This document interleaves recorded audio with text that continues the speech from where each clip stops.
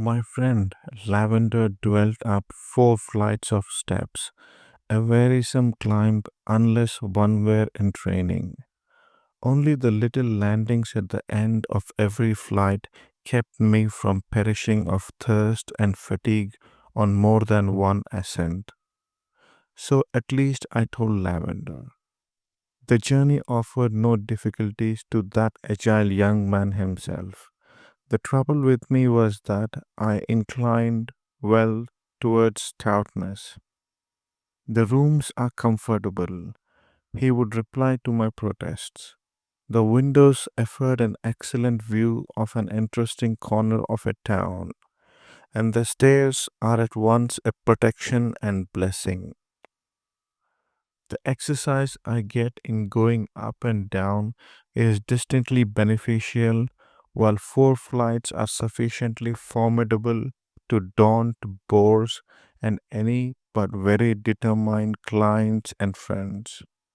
Thus, my practice is kept within reasonable bounds.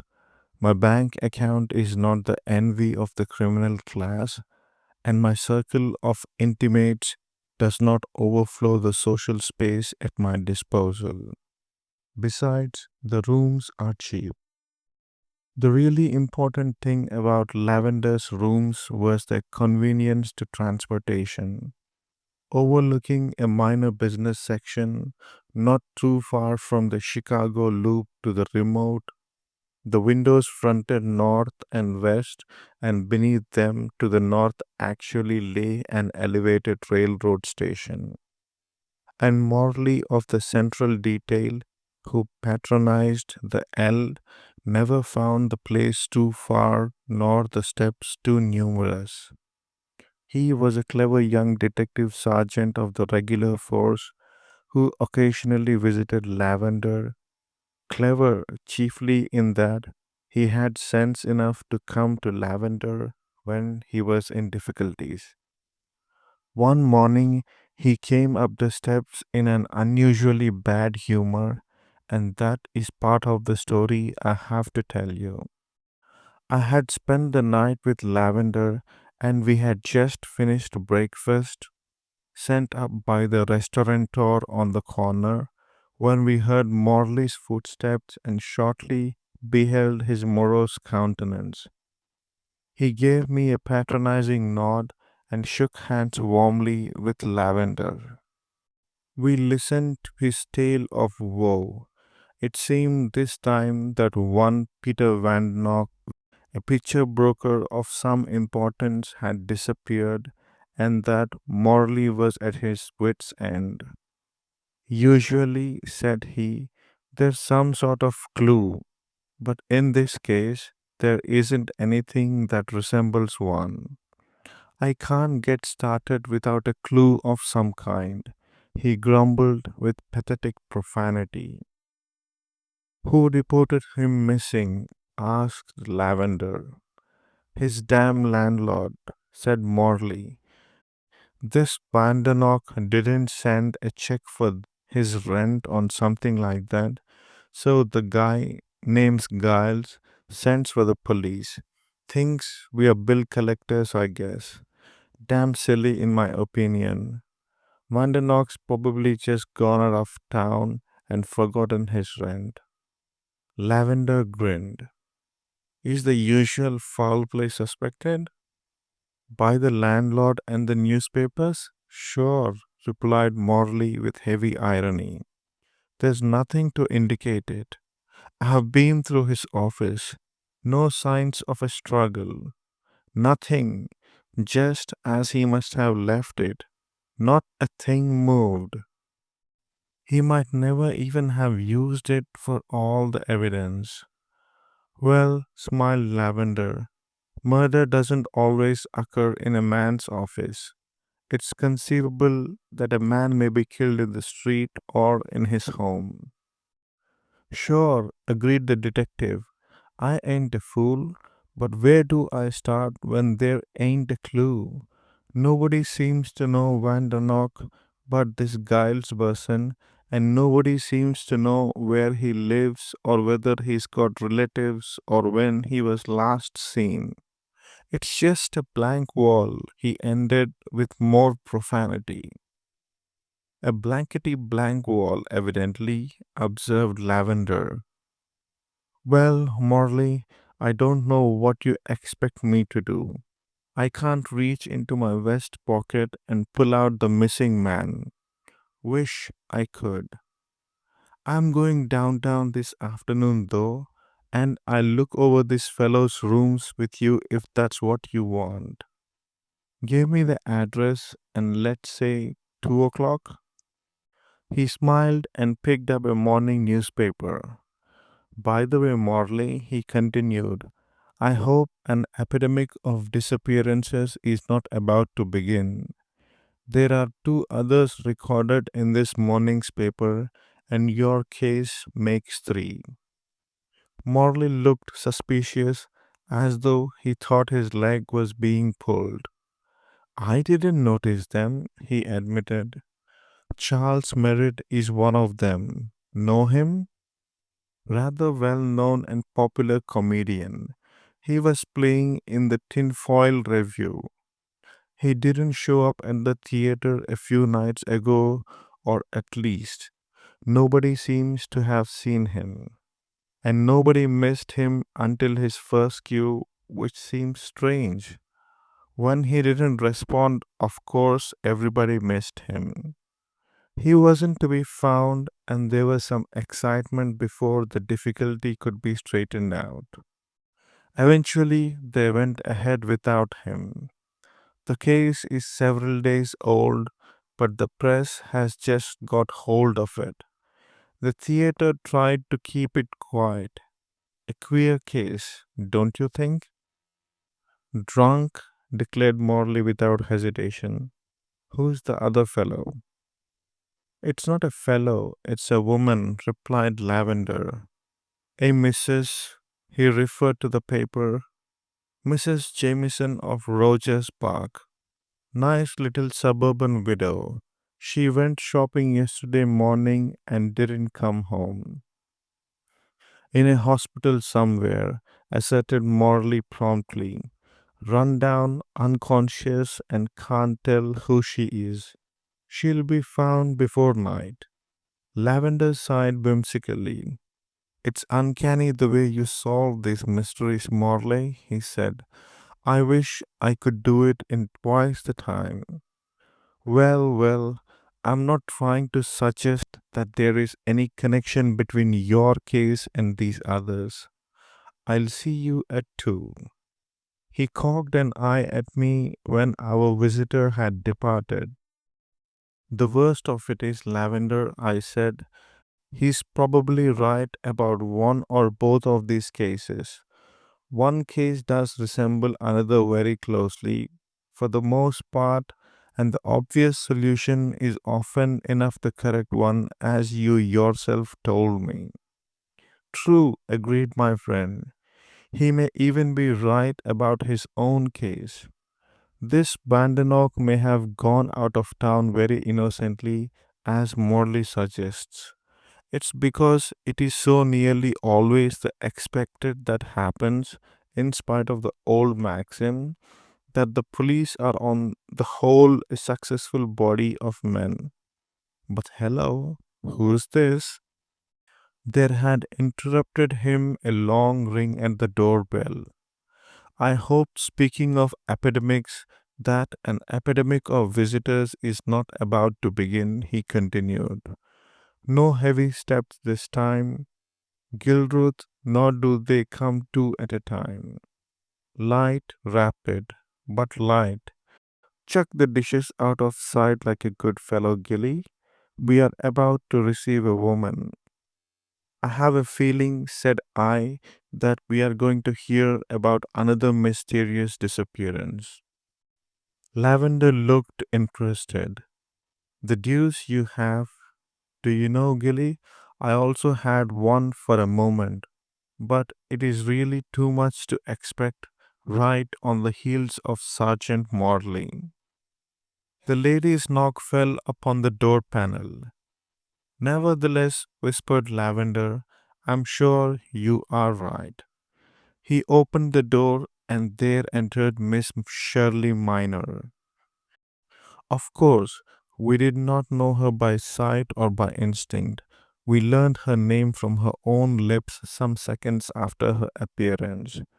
We knew only in that first glance that an extraordinarily lovely young woman stood on the door sill. Small, dark, alert. Her eyes, blue and anxious, looked from one to the other of us and settled upon Lavender. A little smile at once eager and wistful played about her lips. Then she said, I am Shirley Minor. May I come in? The name meant nothing in the world to either of us, but we smiled in unison like a vaudeville duo. Of course, said Lavender, and I think I added, Please do. You had a visitor, she said, so I waited until he had gone.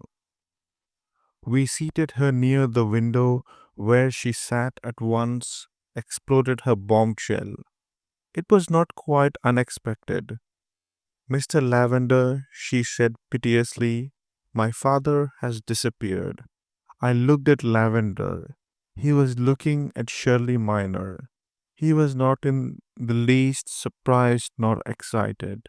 He merely smiled encouragingly at the girl. Yes, he said, and of course you want me to assist you to find him. I shall be happy to aid, of course. Just take a fresh grip on your nerves, Miss Minor, and tell us all about it. It is our business to help. His calm interest and his cheerful smile had the desired effect. The anxiety faded from her eyes, and in a moment she smiled back at him. I'm afraid you will think me foolish, for after all, father may have disappeared in a very usual manner. I mean, he may have gone away for a little while without bothering to leave word. Just the same, I am anxious. You see, I have been away for some time myself. Only yesterday I returned from New York, where I have been for some months.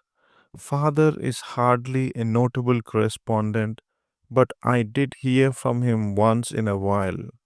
Just a note to say that he was well. He always hated to write letters. I wrote reams to him, of course. Yesterday, when I returned, I found my three last letters to him in the mailbox. Apparently, he hadn't been home to receive them, and I hadn't heard from him before I left New York for nearly 2 weeks. Was he expecting you to return? Asked Lavender, still cheerful. No, he wasn't, admitted Miss Minor with an air of guilt. You see, I was somewhat anxious about not hearing from father, but not actively alarmed. I suppose that he didn't feel like writing, but in the background of my thought, there was a slight fear that perhaps he was ill. I knew that if I wired that I was coming home and he was ill, he would write back to stop me. That's his way. He doesn't like to be fussed over. So, as I was tired of New York anyway, I just thought I'd come home and surprise him. When did he expect you to return? Well, not for another month at least, I'm afraid. And your mother? My mother is dead, said Miss Minor. I see. Your father, I fancy, is Cyril Minor? I thought so. Well, Miss Minor, you are probably alarming yourself about nothing in particular. Inasmuch as he did not expect you to return, there was no reason why he should not leave town for a while if it occurred to him. Still, you probably did well to come to me. If anything has happened, it is well to know about it early, isn't it? You have no idea where he might have gone, supposing him to have left town for a visit? None in the world. His interests were all in Chicago in recent years anyway, in his home and his club. Except for an old aunt up in Canada, I don't believe he has a relative in the world other than I. Most men have friends, said Lavender, and if I remember your father's reputation, he had no enemies. You haven't been to the police, I suppose? Miss Minor had not. Good, nodded Lavender. Don't bother them just now. Leave the matter in my hands for a time. Probably you'll hear from your father when your mail is forwarded from New York, but in any case, don't worry. Now, tell me something of your father's habits. After considerable questioning, it developed that Cyril Minor was quite a creature of habit with a trail that ordinarily a blind man could follow. He arose late as a rule, breakfasted at home, and went for a walk. His walk led him usually to his club, the Waldron, where he lunched and read the papers. Presumably, he remained at the club during most of the afternoon and dined there. He had no office of his own, for although only 44 years of age, he had retired from business. A man of considerable wealth, obviously, with wide interests that brought him a constant and comfortable flow of money without the necessity of desk labor. In the evening, he often went to the theater, usually alone.